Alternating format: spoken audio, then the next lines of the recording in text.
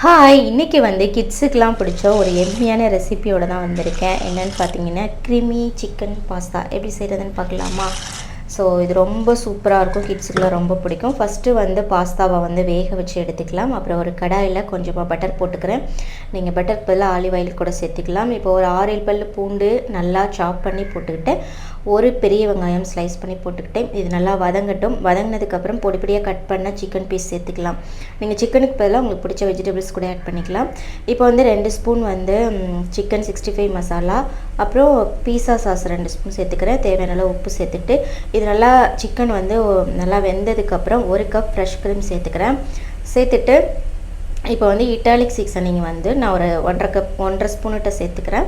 சேர்த்துட்டு எல்லாத்தையும் நல்லா மிக்ஸ் பண்ணி விட்டுட்டு, இப்போ வந்து நமக்கு தேவையான அளவுக்கு பெப்பர் சேர்த்துக்கலாம். பெப்பர் வந்து உங்கள் காரத்துக்கு தகுந்த மாதிரி சேர்த்துக்கோங்க.